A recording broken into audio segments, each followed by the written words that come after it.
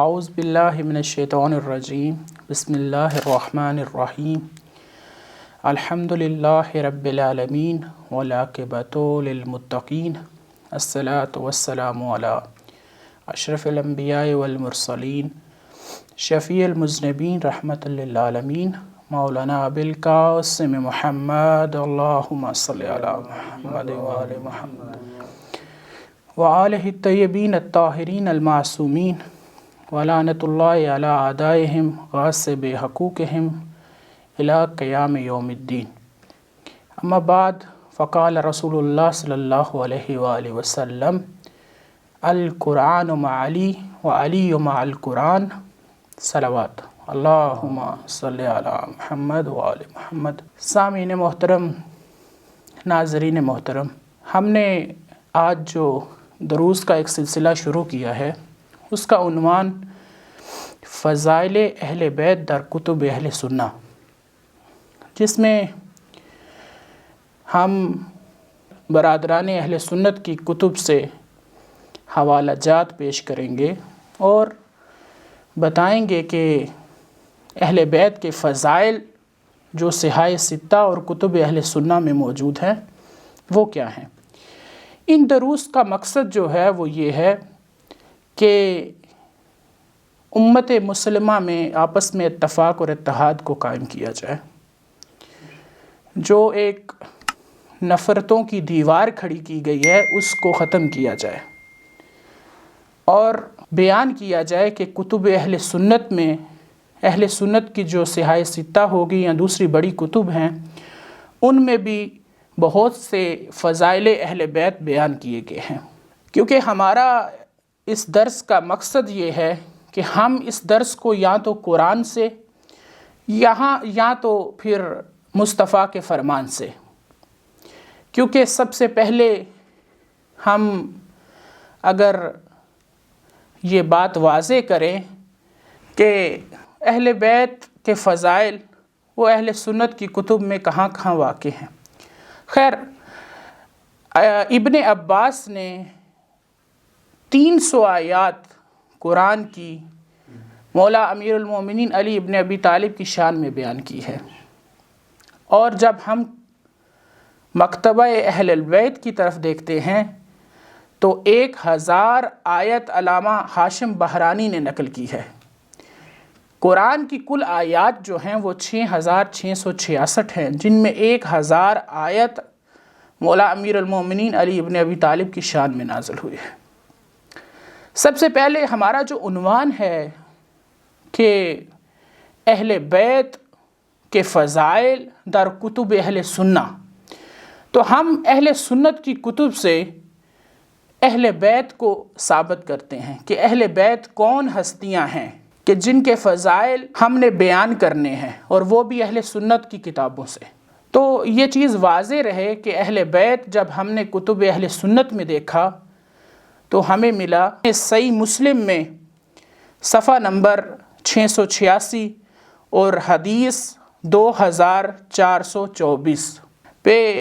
حضرت عائشہ سے یہ نقل ہے کہ جب رسول خدا صلی اللہ علیہ وآلہ وسلم حجرہ میں تھے تو اس وقت میں نے بھی چاہا کہ میں جاؤں اور جا کے دیکھوں کہ رسول خدا حجرہ میں موجود ہیں. تو جب میں آئی تو میں نے دیکھا کہ رسول آرام فرما رہے ہیں. تو اتنے میں امام حسن اور حسین تشریف لائے اور وہ بھی رسول کی چادر میں ان کے ساتھ شامل ہو گئے، اور پھر علی ابن ابی طالب آئے اور وہ بھی اجازت لے کر حسن اور حسین اور رسول خدا کے ساتھ شامل ہو گئے. اور اس کے بعد جناب سیدہ فاطمۃ الزہرا تشریف لائیں اور وہ بھی اپنے بابا کے ساتھ شامل ہو گئیں. اب دوسرا جو حوالہ ہے وہ ترمذی میں کتاب تفسیر القرآن صفحہ 351 اور حدیث 3105 جناب ام سلمہ روایت یہ نقل کرتی ہیں، فرماتی ہیں کہ میں نے بھی چاہا کہ میں رسول خدا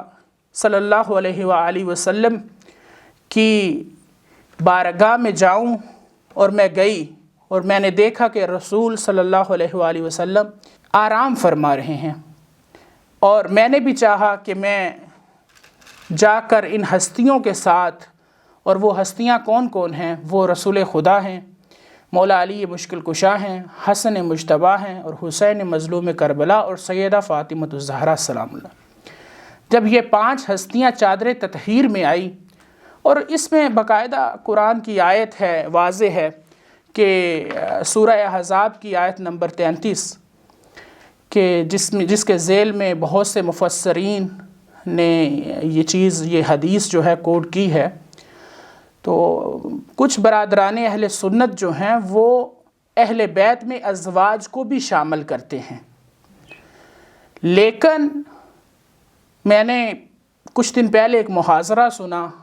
جو طاہر القادری جو ہیں اہل سنت کے، انہوں نے کہا کہ ازواج شامل نہیں ہیں، اس لیے کہ کیونکہ ازواج اہل میں نہیں آتی۔ اگر رسول کسی زوجہ کو طلاق دے دیں تو وہ اہل سے خارج ہو جائے گی، تو اہل بیت بس وہی ہوں گے جو قیامت تک باقی رہے گی، اور رسول کی نسل اس سے آگے بڑھے گی۔ اور اس کے بعد ام سلمہ جو ہیں فرماتی ہیں کہ میں نے بھی چاہا کہ میں چادر تطہیر میں جو ہے شامل ہو جاؤں، تو میں نے جیسے ہی چادر کو پکڑا تو فوراً رسول خدا نے چادر کو کھینچ کے اپنی طرف کھینچا اور فرمایا، اے ام سلمہ آپ چادر میں نہ آنا، انکی علی الخیر، آپ خیر پہ ہیں۔ اور فوراً پھر رسول خدا صلی اللہ علیہ وآلہ وسلم نے اپنے ہاتھوں کو بلند فرمایا اور فرمایا، اللہم ہؤلاء اہل البیت، اے اللہ یہی میری اہل بیت ہیں۔ کون اہل بیت؟ ہم فاطمہ ابوہا و بعلہا و بنوہا، اور وہ فاطمہ ہیں، ان کے بابا ہیں، ان کے شوہر، ان کے بیٹے، تو یہی اہل بیت ہیں۔ تو یہاں یہ ثابت ہو گیا کہ زوجہ رسول جناب ام سلمہ آئیں اور آ کے جیسے ہی چادر تطہیر کہ میں بھی شامل ہوں جو ہو جاؤں اہل بیت میں، تو رسول صلی اللہ علیہ وآلہ وسلم نے فرمایا نہیں، انکی علی الخیر، یعنی اہل خیر پہ ہونا اور بات ہے، اہل بیت ہونا اور بات ہے۔ تو یہ واضح ہو گیا کہ اہل بیت کون ہستیاں ہیں۔ اس کے بعد رسول خدا صلی اللہ علیہ وآلہ وسلم کی جو آل ہے، محمد و آل محمد اسے کہتے ہیں، محمد اور ان کی آل، اور وہ آل کون سی ہے؟ وہ آل امام حسن اور حسین سیدہ زہرا کی جو جتنی نسل ہے وہ ساری رسول کی آل میں شمار ہوتی ہے۔ اور اس کے بعد سورہ احزاب میں جو صراحتاً آیت نازل ہوئی کہ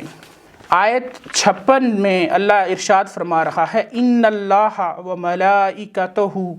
یصلون علی النبی یا ایھا الذین آمنوا صلوا علیہ وسلموا تسلیما، بے شک اللہ اور اس کے ملائکہ رسول پر صلوات بھیجتے ہیں، تو اے صاحبان ایمان تم بھی ان پر صلوات بھیجتے رہو اور سلام کرتے رہو۔ تو اس آیت میں جو صلوات اللہ کی طرف سے آئی ہے وہ رحمت ہے، ملائکہ کی طرف سے توصیف، تزکیہ، اور مومنین کی طرف سے جو ہے وہ دعائے رحمت کے معنی میں ہے۔ مالک کائنات نے رسول صلی اللہ علیہ وآلہ وسلم پر صلوات بھیجنے کا حکم دیا ہے، اب یہ رسول صلی اللہ علیہ وآلہ وسلم کی ذمہ داری ہے کہ وہ اس طریقے کی تعلیم دیں کہ جیسا کہ صحیح بخاری میں وارد ہوا ہے کہ آپ صلی اللہ علیہ وآلہ وسلم نے صلوات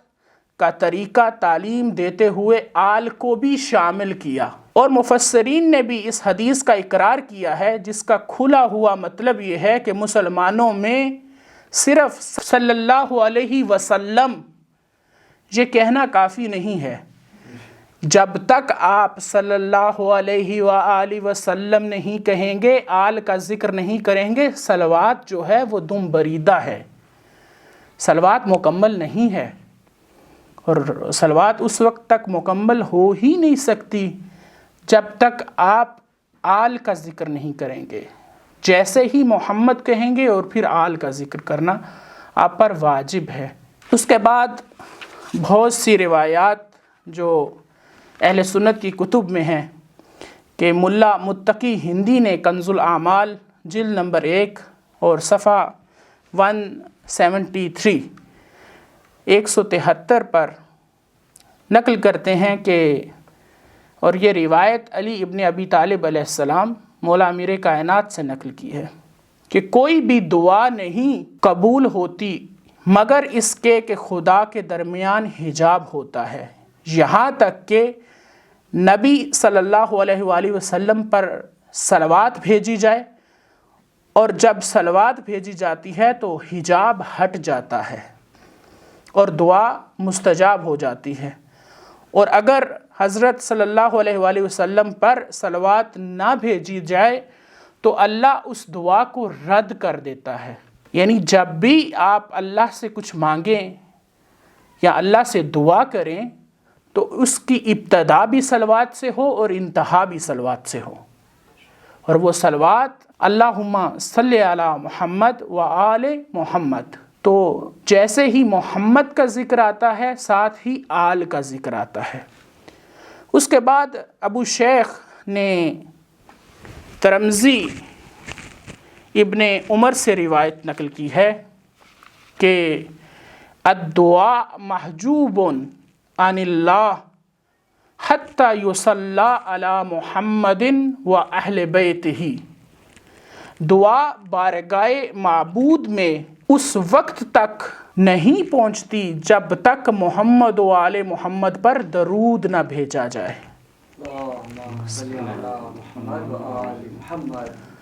اور اس کو ثعلبی نے قصص الانبیاء صفحہ 116 اور باب 2 پر نقل کیا ہے کہ محمد و آل محمد پر صلوات نہ پڑھنے سے اللہ نماز کو بھی مکمل نہیں سمجھتا، اللہ اس نماز کو قبول ہی نہیں کرتا جس نماز میں محمد و آل محمد پر درود نہ پڑھا جائے۔ اور اس کو مسند احمد نے بھی جلد نمبر 6 اور صفحہ 484 اور تفسیر طبری میں جلد نمبر 21 اور جز اس کی 22 اور صفحہ 56 میں، اور تاریخ بغدادی نے جلد نمبر 14 اور صفحہ 303 اور الصواعق المحرقہ صفحہ 149 میں یہ نقل کی ہے۔ اس کے بعد ابو مسعود انصاری سے روایت ہے کہ رسول صلی اللہ علیہ وآلہ وسلم نے فرمایا کہ جس نے نماز پڑھی اور مجھ پر اور میری اہل بیت پر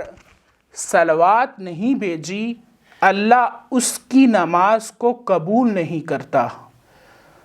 اور اس کی نماز کو اس کی طرف واپس پلٹا دیا جاتا ہے۔ یعنی اللہ جو ہے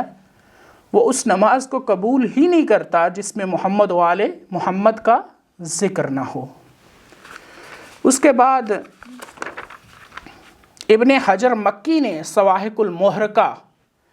صفحہ 148 پر لکھتے ہیں کہ امام شافعی نے بیان کیا ہے، یہ